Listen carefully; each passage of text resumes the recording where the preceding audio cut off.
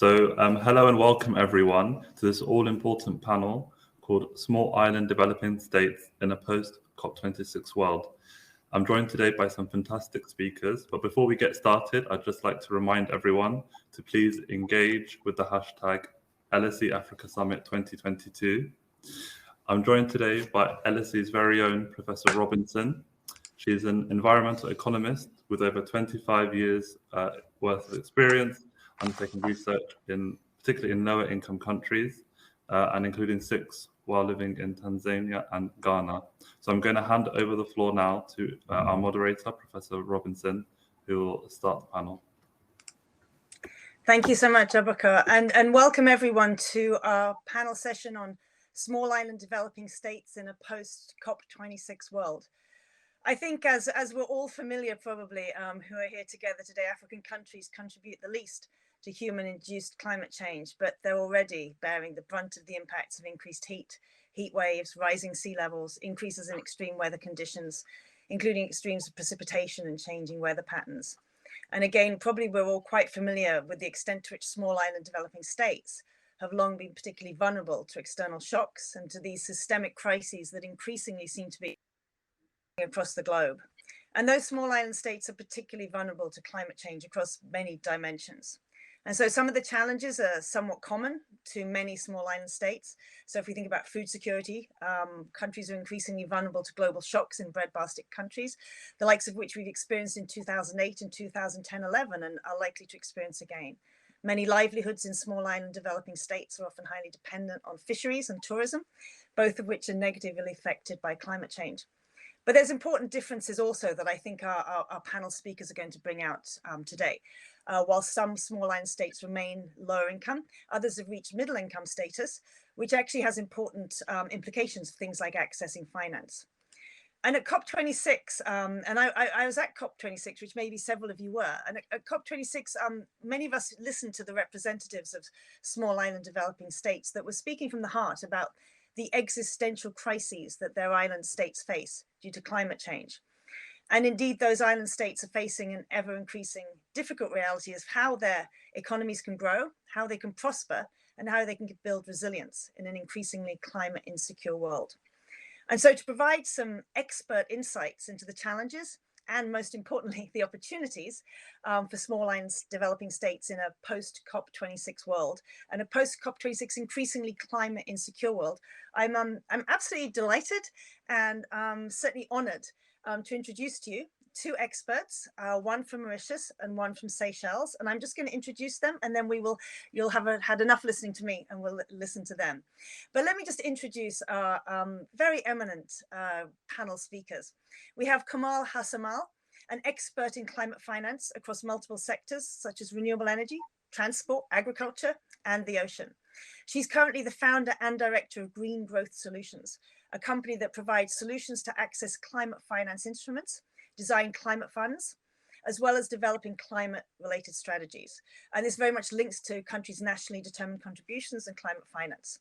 Her company supports governments, companies, international organizations such as IFAD, UN, CDF, African Development Bank to transition and shift so that they can design and implement climate-friendly projects for the environment, for the economy, and for societies across the globe.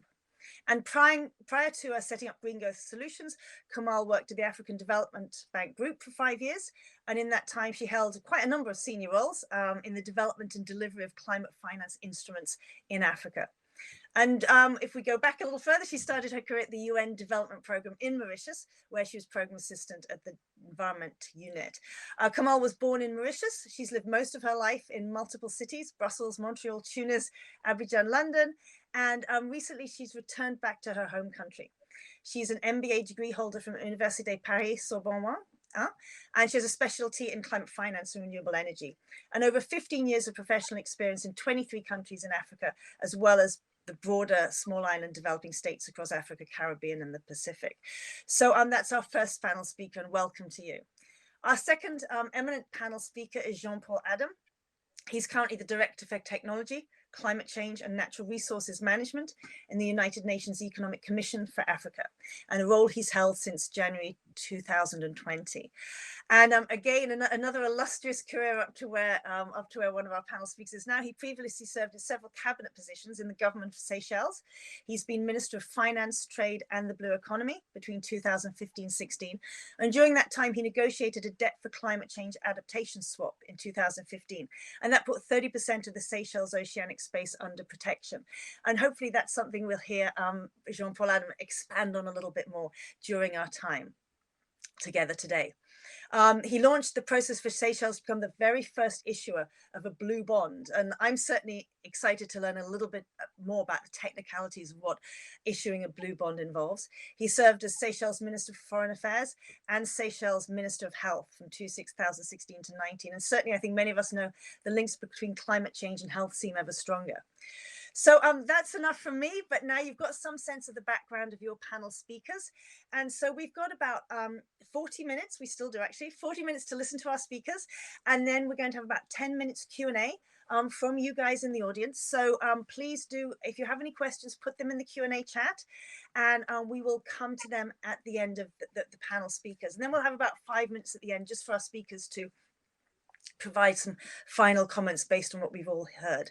So I'm going to start by asking each of our panelists to touch briefly on the key challenges. And I say briefly because we're going to expand much more on the opportunities to move forward. But to ask them to touch briefly on the key challenges that face the two island states that they have closest links to. And so, and island states they feel are sort of have similar challenges they face. So I'll start with Kamal Hassamal. So maybe you can kick us off by addressing the key challenges for Mauritius in this post-COP26 climate insecure world we find ourselves in, for Mauritius and any other island states you feel at a sort of similar stage of their economic development and the challenges they face. So Kamal, to you please, to start us off. Thank you very much, Professor Robinson. It's really an honor to be on this panel, and thank you for everyone for inviting me. And I'm looking forward to have a chat with the Honorable Jean-Paul Adam. Thanks for this question. I mean, first of all, I wanted to explain a bit how come I came in on this career. You know, I've been this third culture kid between like born in Mauritius, but grew up in Belgium. And I was inspired by the beauty of my island. And I always saw the differences between, you know, why is there so much change in terms of, you know, each time I was going back to visit Mauritius, I could see the sea, the beaches, and the ecosystem and the biodiversity changing. And the behavior of the people also different from Europe to Mauritius. So I think this was why I was inspired, and I'm happy to be back home in Mauritius and be inspired again by my country and my beauty and the pristine beaches of the small island development states. So I would like to give a bit of a context of Mauritius in brief words. I think everyone knows small island development states. Mauritius is comprised of various islands. So you have the main island of Mauritius, you have Rodrigue, Chagos, Agalega, and they share a plateau of Mascarenhs with the Seychelles. Mauritius landscape is a range of mountains, peaks, hills, waterfalls, coral reef, etc. They have a huge endemic species with a native species, and they have a tropical climate, very humid in the summer and dry in winters. The island is prone to natural disasters like small island development states. Like we had two cyclones passing by and which hit Madagascar quite hard recently. We are currently facing some flash floods, tidal surges, and sea surface and sea level rises. So the country's economy is based mainly on agriculture, financial services, and tourism. So that's, I think, important to understand why are the challenges. And as you rightly said, so Professor Robinson, is that, you know, small island development states, African continent are not polluters, but why it has to pay for the others, because we are the most vulnerable. The international community during COP21 has promised $100 billion per year on climate finance by 2020. And at COP26, there was still some gap in those financing. There's a list of various climate finance mechanisms that exist, like the largest climate funds, like the Green Climate Fund, the Climate Investment Fund, the Global Environment Facility. They're basically global funds financed by countries like the UK, France, US, etc. So as from today, most of the community, I think the challenge was like most of the financing went through mitigation measures, so which are typically energy sector projects, transport projects, etc. But for small island development states, we are very vulnerable to natural disasters. So adaptation funding is more important. And in the recent updated nationally determined contributions that was submitted to UNCCC last year, adaptation has been a better focus. So there's been a mismatch in terms of, I think, the financing flow and going mostly to mitigation instead of adaptation. And this is is changing progressively. So there's also a challenge of accessing the funds. Mauritius became a high-income country in July 2020, and it slipped back into upper middle-income status in 2021 due to the impact of COVID. Like small island development states are really hit by external shocks. This means difficulties to access concessional financing and grant money. So this is the most important thing. So they have to borrow at high interest rates and end up into debt, and adaptation becomes secondary. Adaptation measures are usually more like, in terms of planning, and more grant financing is required.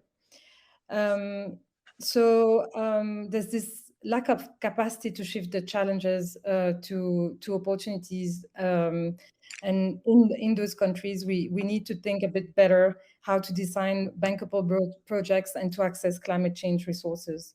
I've been in the space for like 15 years, and I've been developing and access climate funds change proposals for all these large funds. And to be honest, I've been a bit in my bubble, because I realize now that I come back to Mauritius, people don't even know the existence of those funds. So I think there's a requirement of really strengthening the capacity, understanding what exists. And so I'm glad I'm here at the LSE Summit here to even discuss a bit more on this. And especially, I think we can speak about more tracking on climate change, the data. We need data. We need to identify projects, even if we want to create bonds, or even to raise financing. So those, I think, are the typical challenges that Mauritius faces. So I hope I understand a bit of your question, Professor Robinson. Absolutely. I think it's really nicely set the scene, I think, for us, and especially the disconnect you mentioned between, if you're in the US, it's quite visible that there are some products that are sort of available in terms of financing. But, when you get on the ground back in Mauritius, there's just not the understanding and knowledge about what's available and how to access. I think that was really helpful. So Jean-Paul, Adam, if we can have your perspective on the challenges from small island developing state perspective, but particularly your tremendous expertise in Seychelles. Well, a lot of what Komal has described, applies to Seychelles as well in terms of the environment. So I will not go into too much detail in expanding. Although Seychelles, perhaps one of the particularities being is that it's 115 islands and spread over a very large expanse of ocean. So we often say, it's a small island developing state, but also a large ocean nation.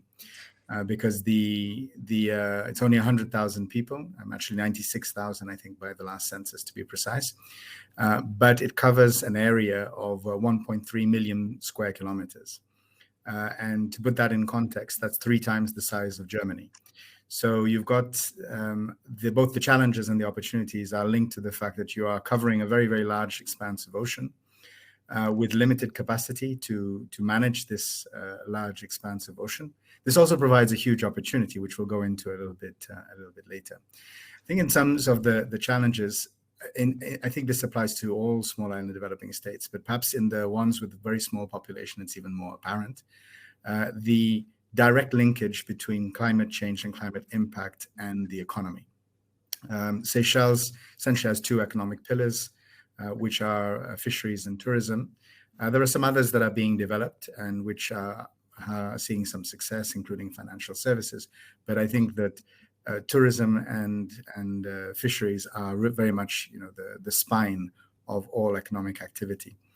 And both of those, in tourism, Seychelles has adopted a strategy of high value, low impact tourism. So going for very much the high sort of luxury end of the spectrum, and avoiding too much of the large scale, low cost type tourism. So this has been beneficial in terms of being able to manage the environmental impacts. The challenge is that where you do have big disruptions that are external, such as COVID-19, the impact on your GDP is immediate. And there was at one point a fiscal deficit of over 20% at the beginning of the pandemic, because essentially for almost 6 months the country was shut down for tourism. Fisheries in relation to climate change, we've already seen. So Seychelles is one of the biggest exporters of tuna. At one point, almost 20% of the tuna on the European market actually came through Seychelles. And the challenge, we're actually seeing it partly due to overfishing, but there's also climate impacts with successive warming events in the Western Indian Ocean, which have had an impact on the migration of particularly the tunas that are targeted commercially, such as yellowfin tuna. And the Indian Ocean Tuna Commission has recently actually reduced the quotas for yellowfin, recognizing the impact of overfishing, but there is also an impact which is climate related in terms of their reproductive cycles. And even on fisheries that are more directly linked to the local fisheries, the more inshore fisheries, the warming of the ocean in the Indian Ocean has impacted on coral bleaching, which also has an impact on tourism, but also has an impact in terms of the ability of local fisheries for their reproduction, and therefore the viability of that fishery. The challenges from a sort of economic management perspective remain very much the ability to access affordable finance, and I think this echoes what Komal has stated. And we have to recognize that globally currently, the measurement of success is essentially coming down to one parameter, which is GDP per capita. And this is an extremely inefficient tool for measuring the real impact of the economy in any given country, but particularly the smaller the population, the more distortion you will have. So because of this use of GDP per capita, in fact, there have been very few countries to graduate from LDCs that are not small island states, or that are not small countries. The majority of countries that have graduated tend to be countries with smaller populations, because obviously, as if you have growth in your outliers or in inequality, you will generally have a more likely higher GDP per capita, but that does not necessarily respond to the reality of what's happening in the country. And the access to affordable finance is very much defined by this GDP per capita concept. And this is why when I was in the government of Seychelles, we were particularly looking for innovative forms of finance which were more affordable because of the lack of being able to access, for example, IDA funding under the World Bank. So using this GDP per capita framework, Seychelles, for example, became a high-income country in 2016. And of course, there have been successes around tourism. So it's not that that's completely untrue, but it does not reflect the high vulnerability of the economy to external shocks. It does not reflect the reality of being able to invest in infrastructure and the ability, therefore, to raise high volume of finance. And to put that in another context, you don't benefit from being small. You don't have the economies of scale that a large country has, and you can't make your runway any shorter when you're building an airport. So there are some minimum costs which are locked in. when I was Minister of Finance, we were trying to redevelop the port. And again, you're not building the port because you have 100,000 people. You're building the port based on the size of a container vessel. And the size of the container vessel, which is, you have to be able to accommodate those container vessels to be connected to the global economy. And those costs have to be divided by 100,000 people. So the GDP per capita in terms of success hides the cost or the high cost per capita in terms of external financing. So those questions of access to financing are extremely challenging. And then in terms of the final point I'll make is around climate resilience, being able to, again, channel that financing towards climate resilience, which actually does bring a very good return on investment, but it brings a more long-term return on investment. So for example, through the marine protected areas that we did as part of the debt swap, we do expect, and we've done the calculations to see the long-term impact. But the problem, very frankly, in 2022 is that you've got COVID-19 and you've got the crisis in Ukraine, and you're losing money now. And you need to be able to find ways of generating flows that will replace those immediate problems right now. And that's very challenging in the context of a small island developing state. Thank you so much. It's interesting. I think sometimes, some of us think that if a country reaches a sort of high income status, that somehow it will be less vulnerable to climate change, and that out of poverty can. But I think what we've really learnt just in these few moments already is that for small island developing states, that's not true. They remain the least contributors to emissions and highly vulnerable. And I think maybe, this is we need to take this seriously, not just because these are people who are sort of, not causing the problem, but also because I suspect that increasingly higher income countries that are not small island developing states are going to face this not too soon in the future. And so, it's incumbent on us to really understand and find solutions and opportunities for the countries that are most vulnerable at the moment. And clearly small island developing states, I think you guys both put it very powerfully, that you may not be in the sort of least developing nation sort of status, but your vulnerability remains and grows as climate change gets worse year on year. So that was really helpful. So those are some of the key challenges. And I think, like you guys said, to some extent, some of those challenges many of us might have thought about, but other challenges I think some of us just aren't aware of. And so that was really helpful to get a sense of that. If we think now to opportunities, what opportunities are there? And you guys have already touched on and started to sort of prime us to get some sense of that.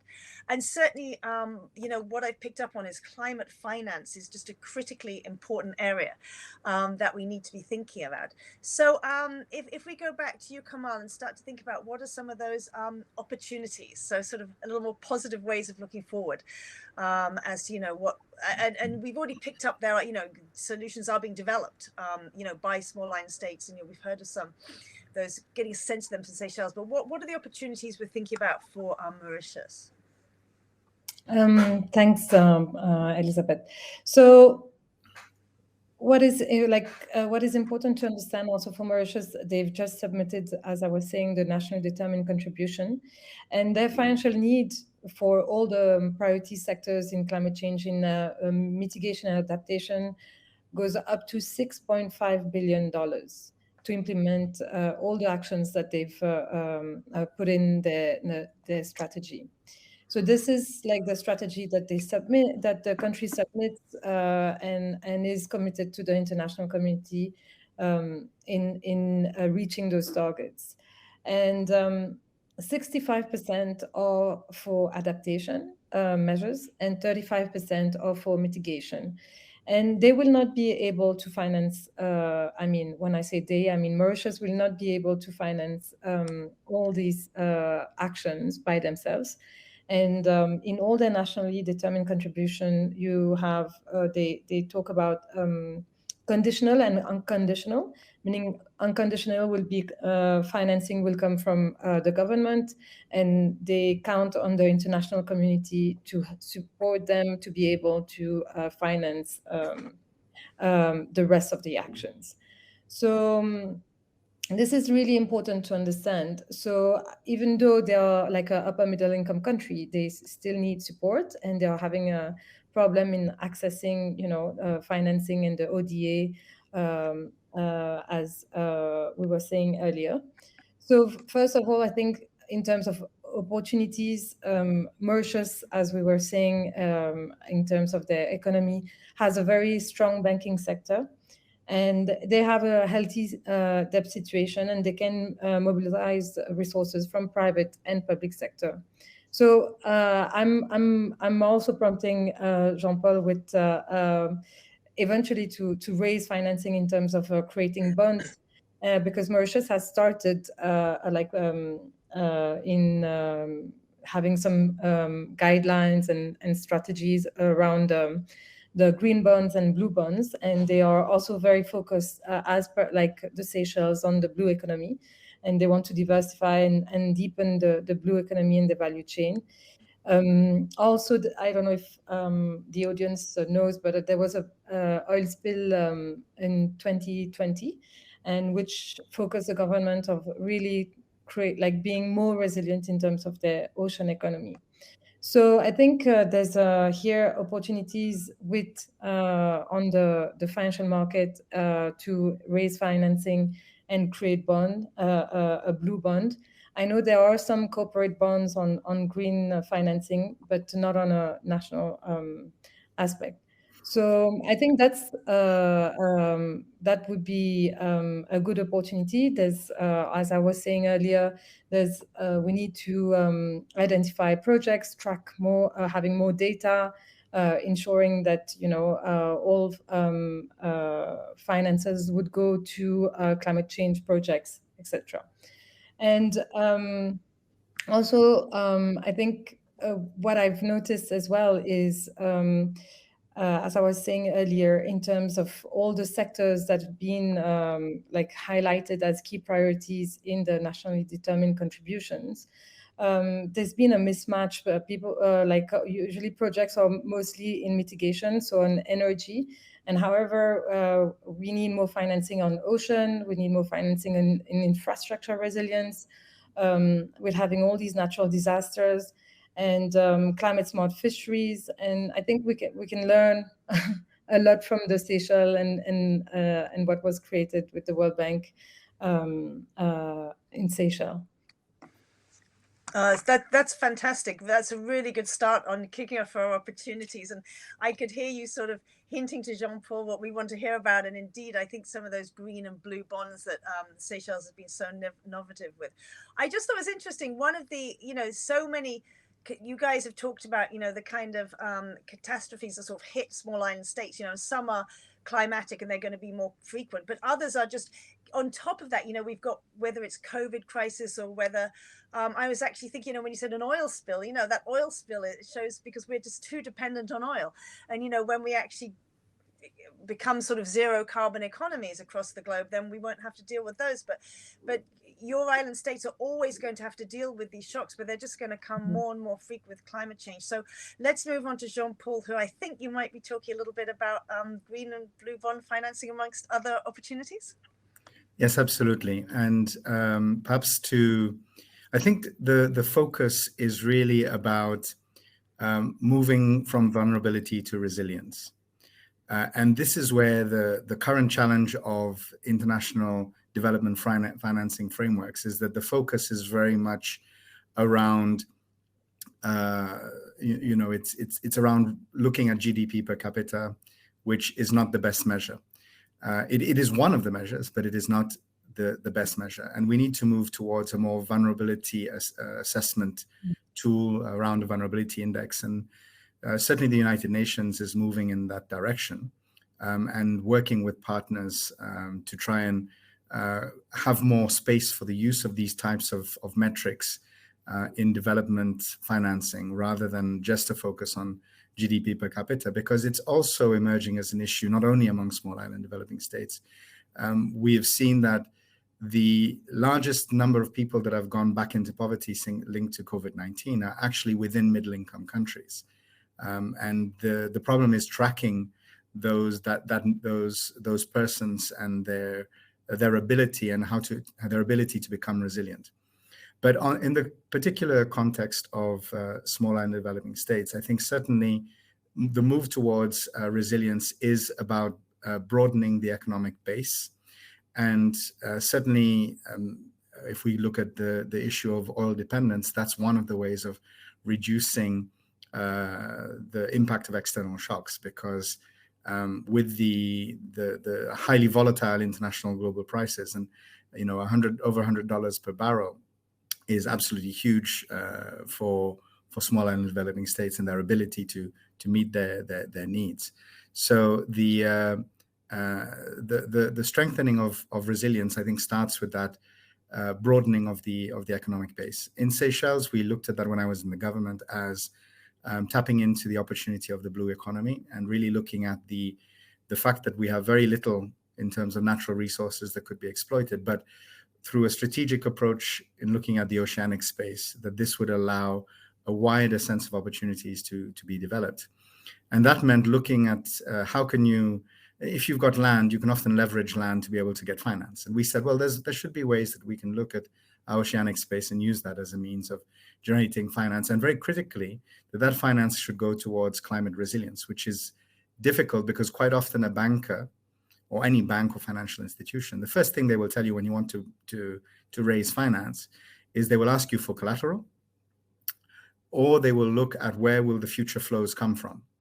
And the question, for example, and in Seychelles, we were very ambitious to want to actually have 30% of our marine zone under protection.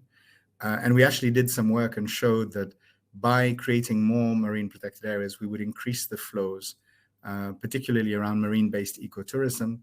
And we saw some already existing types of activity, for example, catch and release fly fishing, where sometimes people would be willing to pay up to $10,000 just for a license to fish. And looking at those types of activities, and also people who are interested in following the migration of whale sharks, we looked at all of those potential revenue generation opportunities.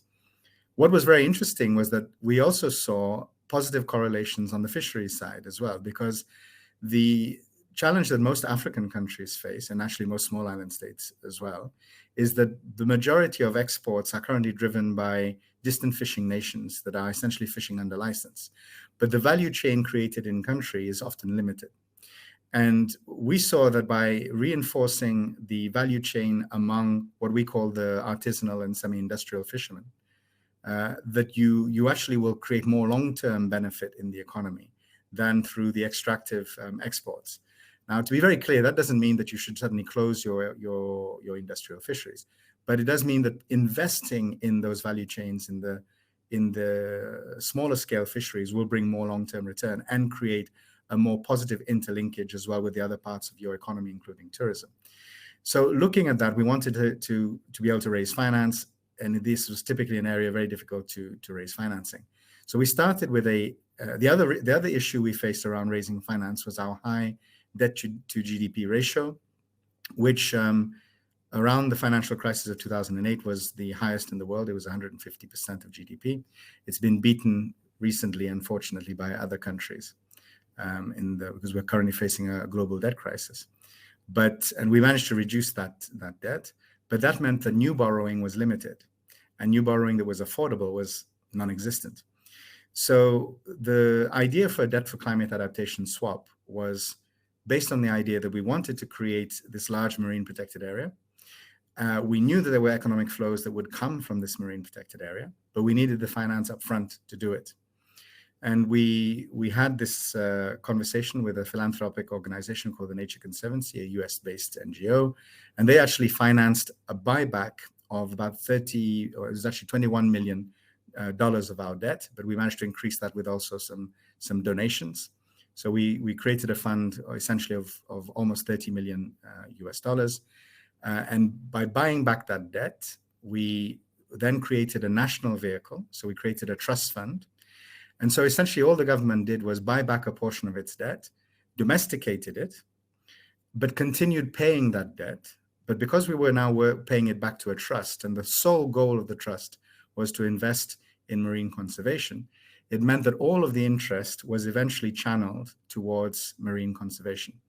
And also the advantage for the government was that we achieved a significant interest saving. Our average interest before was over 7%. In the restructuring, we reduced it to under 3%. And also the government had the advantage of being able to pay in local currency. But again, all of the interest goes into marine conservation. So that created a flow of finance annually for the next, it's actually for the next 15 years. And in addition, this trust fund has generated interest from other partners as a focus point to invest in marine conservation. And that led to the interest for developing a blue bond with the World Bank, because that allowed us to look at the opportunity, the economic opportunities that would be emerging, particularly around the artisanal and semi-industrial fishing community. And we recognized that for them to be able to be more active and to have more opportunity in terms of price stability, and also their impact in terms of the overall market for fisheries products, was to allow them to be more present in the cold chain, was to be able to do some processing themselves and not simply be selling on to other processors, and to have opportunity for storage of more of their catch, and not being therefore stuck in a scenario where they had to sell the catch the same day and often even had to give it away. So, and creates other value addition opportunities around those fisheries products, including around pet food and other things. So the blue bond opportunity was a sovereign bond. So the government of Seychelles went onto the market to issue a new bond. And to make it affordable, we benefited from a partial guarantee from the World Bank. And we also blended this with grant finance from the Global Environment Facility, the GEF. And those grant facilities went towards community-based organizations that were helping build the resilience of fisheries and also reinforcing the marine protected areas, while the loans went into on-lending to fisheries entrepreneurs.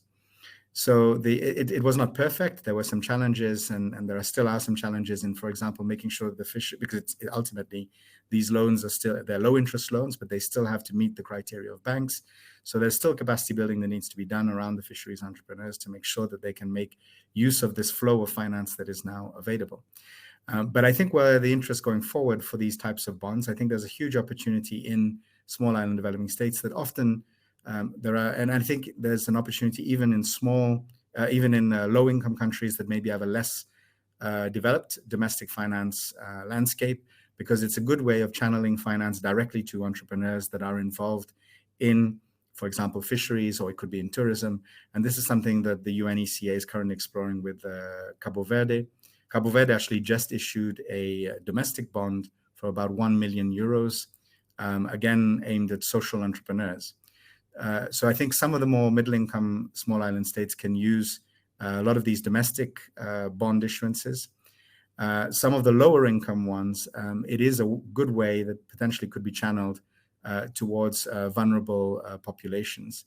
And there is even, I would argue, an opportunity to do even regional bond issuances, where you have a goal, particularly looking at, let's say, marine protected areas across a number of countries in the Indian Ocean, and having a bond issuance that would be covered by a few countries, that would direct finance towards groups that are reinforcing the opportunity for marine protection and climate resilience.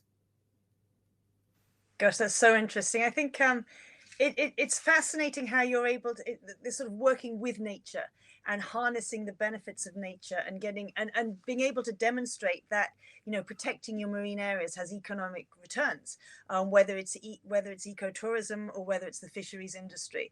And I suspect there's some sort of global public goods there as well that you're also providing for the rest of for other countries in the rest of the world. I think we do have 7 questions, and I think it would be really nice to actually use those questions to focus our remaining. We've got about 10-15 minutes left of conversation before we'll just have a short wrap up. So I thought I would just sort of ask these questions. I think it's in the order they've arrived. And some of them have been touched on. And if we sort of try to keep the answers quite short, we can get through all of the questions, I think, which would be really nice, because I so appreciate people engaging and asking these questions. So I think the first question that came through, and it very much touches on the bond that you're talking about, Jean-Paul, and talking about the benefits of sort of marine protected areas on tourism as well as fisheries. This is, what opportunities are there at the intersection? This is from Lauren. What opportunities are there at the intersection of tourism and green development? Does ecotourism actually work? Shall I come in first? Yeah. Sure. So no, I think that the majority of new studies that are coming out that are being peer reviewed are showing that you will actually get more return on investment from tourism, which is integrated into the natural environment, than from mass tourism. And to be clear, mass tourism is not always environmentally damaging, but it's more likely to be. There's a World Bank report called Banking on Protected Areas, I believe, which has shown that you can get returns of investment of up to 6 times on investing in protected areas, and that includes marine protected areas as well as land-based protected areas. The challenge is the return is over long term. It's not necessarily immediate. Or rather, it is immediate, but it is spread over a long period of time. And the advantage as well is that it continues to bring revenues for a very long time, and much higher than if you were to be involved, for example, in extractive-based approaches. The ECA has also done work on what we call green recovery investment. And what we have seen in countries such as South Africa and Kenya, investment in parks actually has the highest return on investment relative to fossil fuel type dependent investment, sometimes with returns of investment of up to 400 to 500%. So the economic data does support those linkages. The difficulties that countries usually face is and governments and that are operating in a democratic situation where there's pressures from populations to provide immediate spending, is that there is sometimes a false benefit that might be apparent that, for example, you have a big investment into let's say a tourism establishment that creates 1,000 rooms. You may jump on the number of jobs that might be created in the immediate, or the flow of investment that comes in the immediate, as opposed to, let's say, a smaller scale investment, but which over time, which is more integrated within the community, will actually bring more benefit over the longer term. And it's very difficult for governments to make those decisions because there is often that immediacy issue.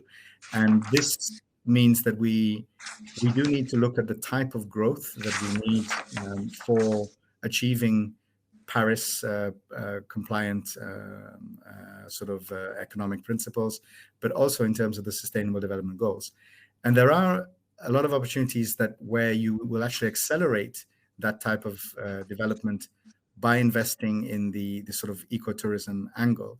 But you have to recognize some of the issues that some of the pressures that these countries face in the immediate. Otherwise, we will not actually solve the problems in the longer term.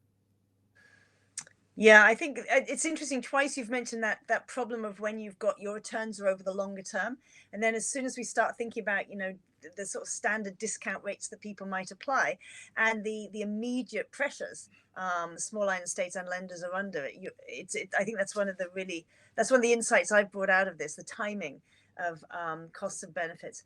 I don't know, Kamal, if you want to talk to that question and then move on to the next, or do you want to talk a little about ecotourism and Mauritius? Yeah, well, I don't have the vast experience that Jean-Paul Adam has, and I think he touched on the question. And indeed, also that we don't need to forget is that tourism is one main part of the economy for small island development states. It's one of the pillars. We get foreign currency, which is very important for countries like Seychelles, Mauritius, who imports a lot and export. So we do need to find that balance to ensure that ecotourism. But that's all I have to add on this. Thank you. A very quick point that I forgot to mention is that I do think it's important to look at the value chains, because the issue with, I mean, there is a tendency to look at large-scale investments as being good and positive in the immediate, but quite often, and I think we've seen this in a number of small island states, there's a lot of transfer pricing happening, so a lot of money is actually extracted from the countries. If you go for a more ecotourism approach, it's actually easier to build those value chains within country. And that's a quick point I should have mentioned.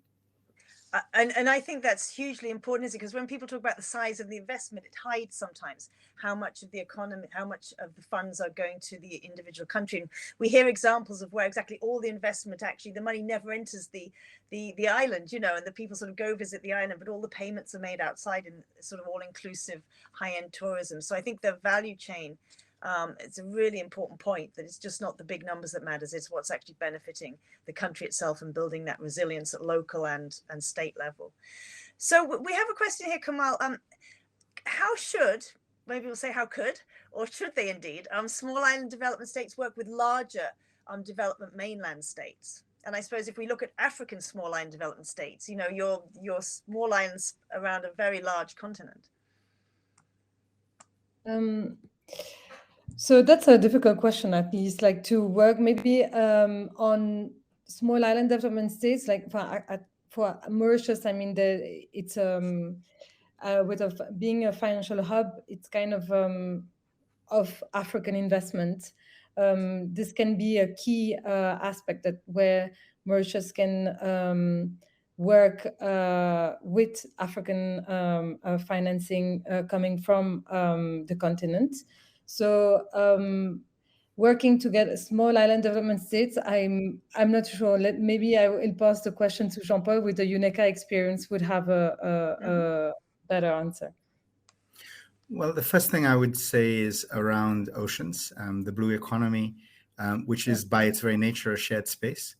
And there is now an African Union blue economy strategy, which is, I would say, a very progressive document, a very inclusive approach. It even looks at the management of lakes and rivers, recognizing the implicit link, for example, marine plastic pollution with what happens on land. And I think having that shared understanding, and maybe to go on a very practical point, let's say fisheries. The tuna that is being exported from Seychelles is traveling around the whole of the Indian Ocean. So whatever Seychelles will decide to do in terms of the management of its fisheries, also has an impact on whatever the other countries do.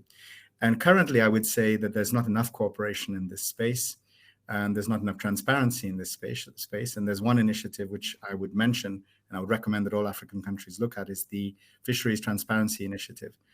Seychelles has signed up, Mauritania has signed up, and there's a few candidate countries such as Ghana that are looking to join. And that provides a set of standards in terms of reporting, for example, on fisheries.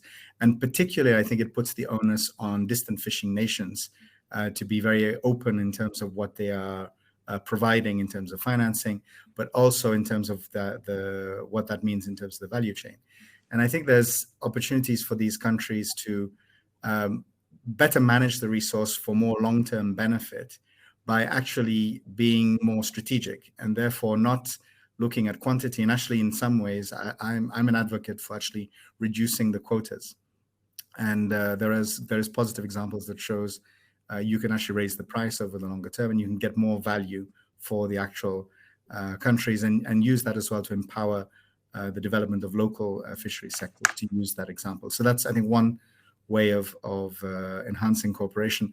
But I think Kamal made a very good point that the financing is also very important. And there's, I think, a big opportunity for financing even within the African regions, or even among small island developing states.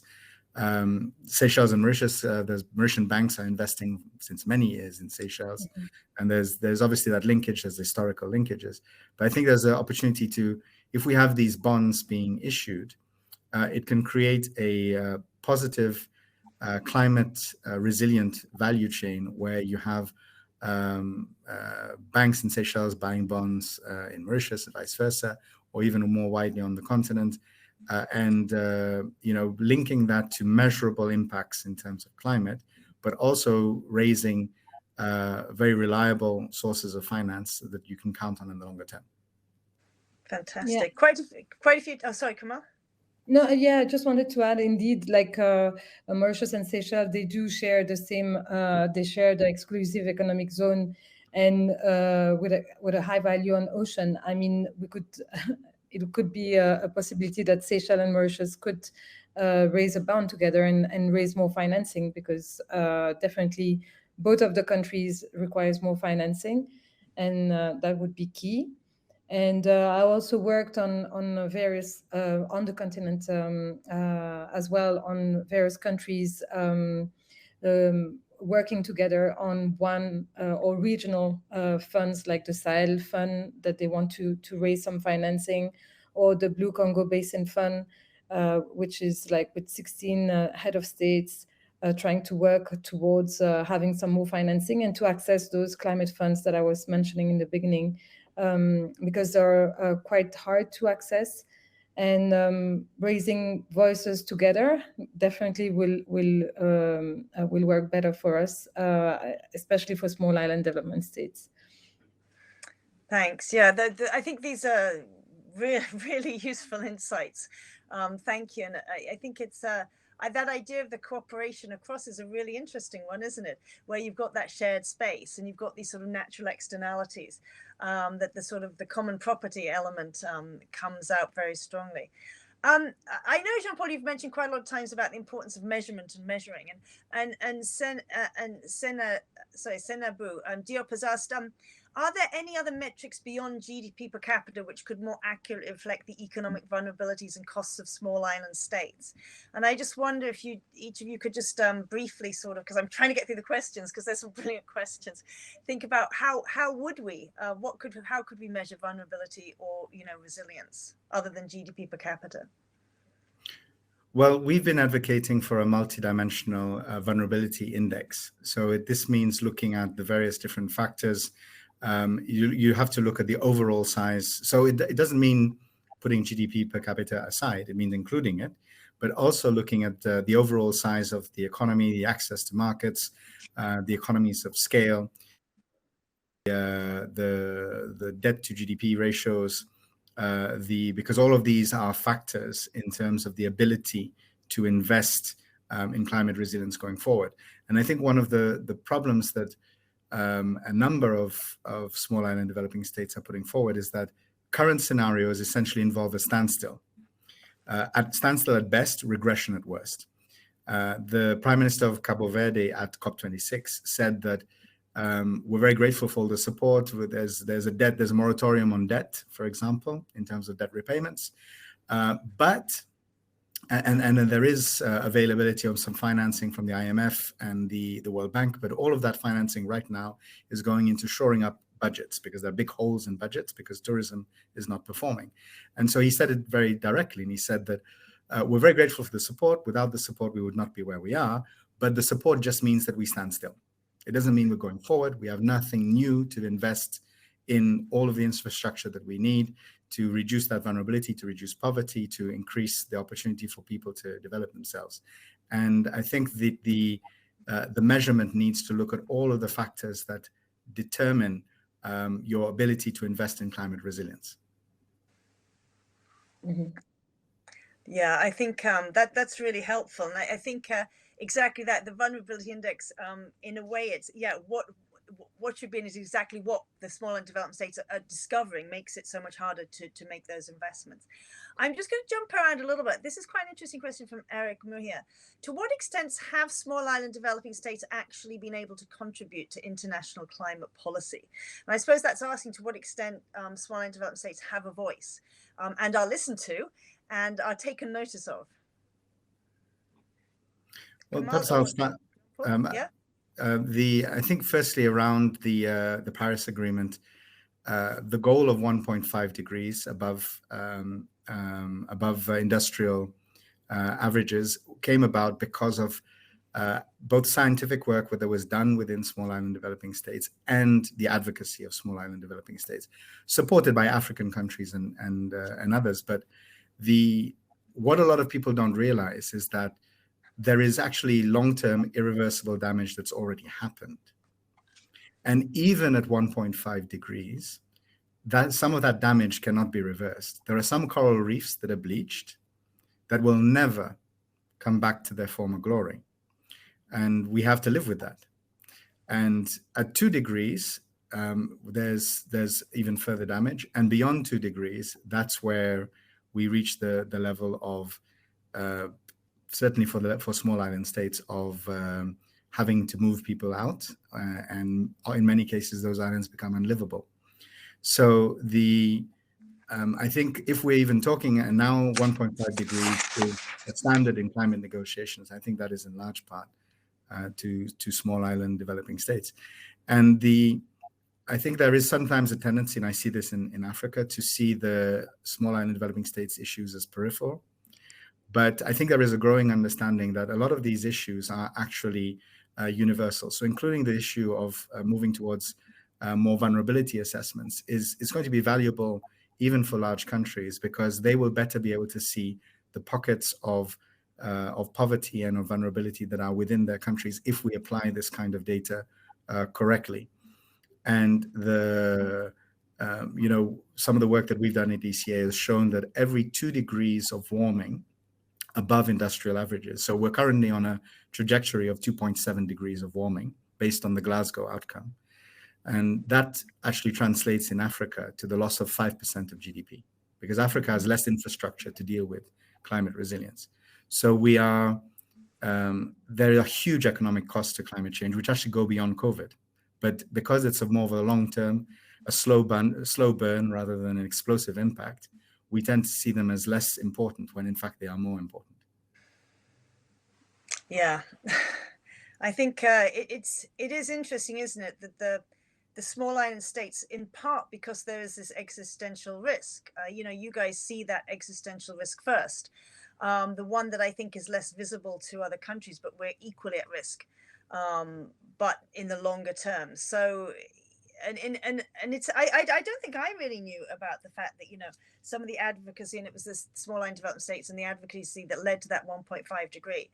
But I think certainly when I've been at 3 COPs, and the voice, the collective voice of small island development states and the collective voice of the low income countries that group together, it's quite a powerful voice, and it's quite listened to these days, and it's a critically important part of I think global discussions. But I think the questioner was right, to what extent is it having an impact? I think we've seen some impact, but it would be nice to see more. And you really raised that point that it's interesting, isn't it? It's enabling lower income and highly vulnerable states, whether lower or higher, to have the prosperity that many of us have taken for granted. And it's just so much harder in a climate insecure world. Yeah. I know we've got about 3 minutes left, Abubakar, so I'm just looking for some other questions.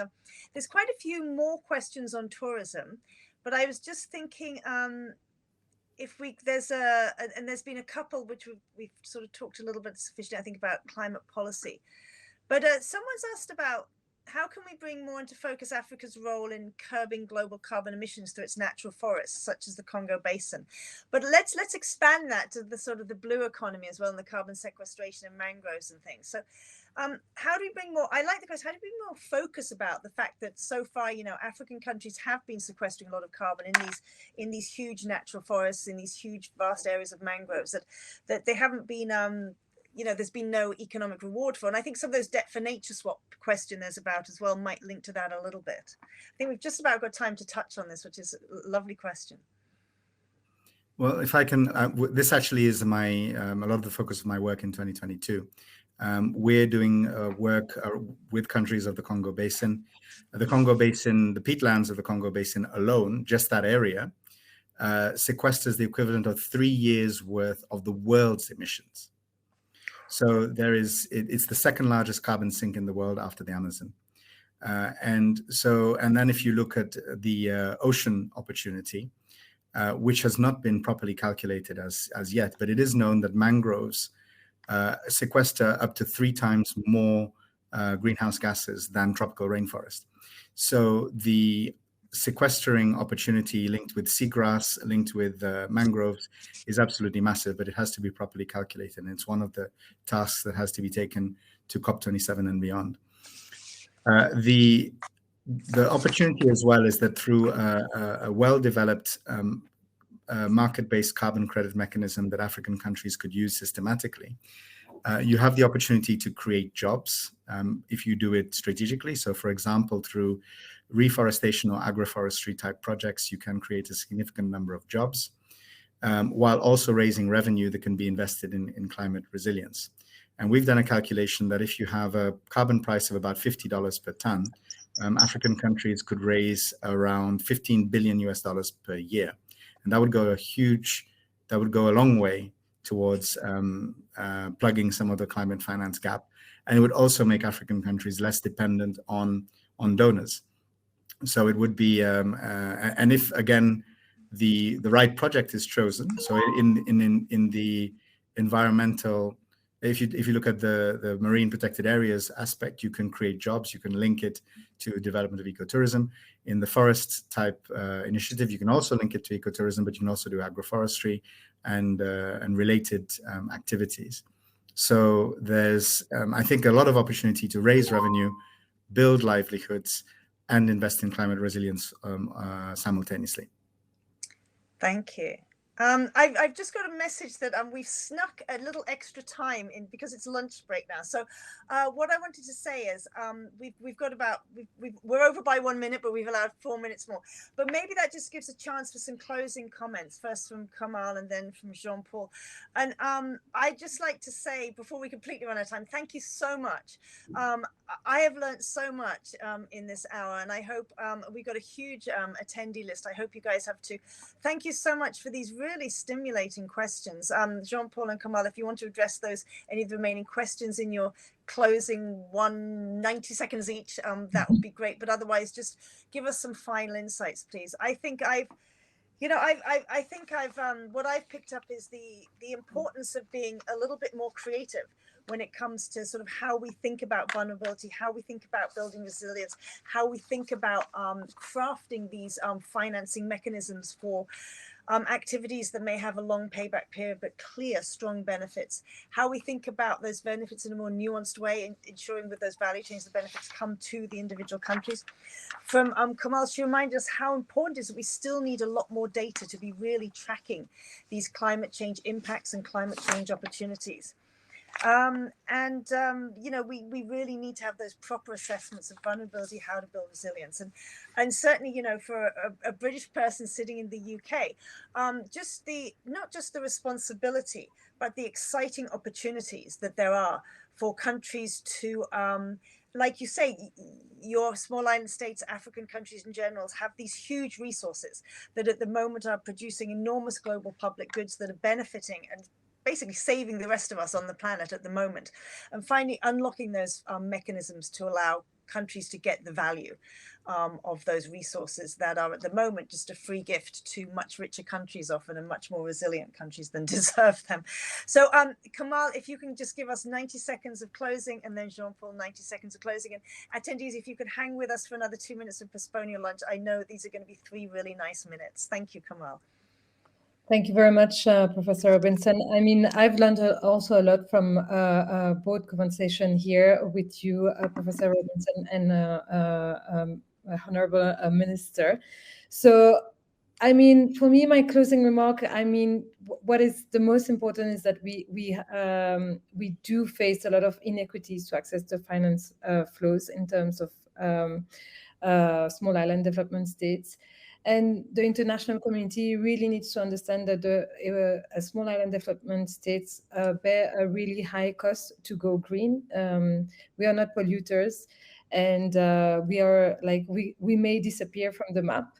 So it's important that we work together and raise one voice and collaborate. Looking forward for eventually maybe a further conversation for sharing and raising a bond with the Seychelles.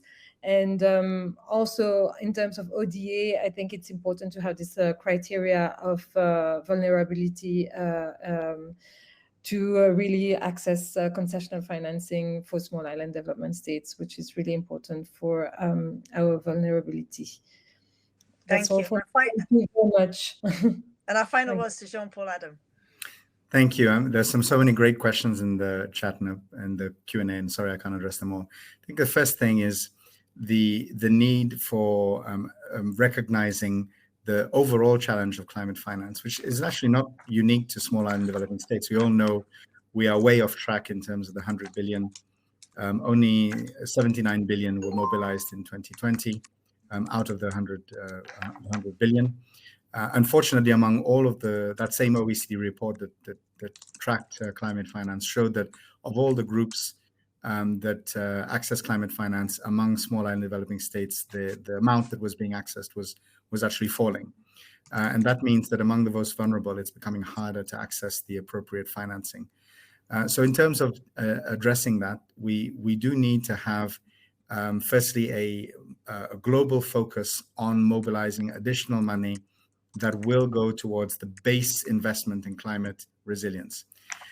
And that it sounds, 100 billion sounds like a lot until you remember that just in 2 years of COVID, $20 trillion have been mobilized globally to fight COVID. That's 0.04, the 100 billion, it represents 0.04% of what has been mobilized over 2 years for COVID. So the ability to mobilize this finance is there. If this money is invested strategically, it will actually bring a very good return on investment. And then the other opportunities, which I think need to be developed, is allowing small island developing states, but also African countries more generally and developing countries, to have access to markets in the same way. I think Komal said it very well that, the access to markets is not the same. And there's a number of factors. There's the risk perception, which can be addressed through partial guarantees and blending. But there are other factors, including the sophistication of the development of those markets and really allowing the flows of finance to go to where it's most needed, and then ensuring that there is a return. I think we all recall that when there are great disruptions globally, you've got initiatives like a Marshall Plan that make a big difference. And strategically having that type of investment going to the most vulnerable will actually create a return on investment, which is global and not only local. Thank you. Thank you so much. And of course, thank you once again to our fabulous panelists, and thank you particularly to our organizing committee. I think some of them are here hiding in the background, but Oboko Mohammed, Noor Lakhdar Toumi, and the support from the platform, Viviane Lima's hiding in the background. So the organizing committee, absolutely fantastic. It's run really smoothly. Behind the scenes, there's been a lot of planning for this session. And so thank you so much, Oboko Mohammed and your team. This is a student-led conference, and it's just tremendous to be a part of it. So thank you for including me. Thank you to our panelists, and thank you to our all the attendees and for the questions you asked. So appreciate it. Oboko, would you like to close the session? Yeah, a little bit late. Thank you so much for joining us, Kamal, Jean-Paul, and Elizabeth, for moderating. I think it's been a fantastic session. I've learned so much, and I think we just wanted. So thank you so much, and we'll be closing now. Thank you. Bye.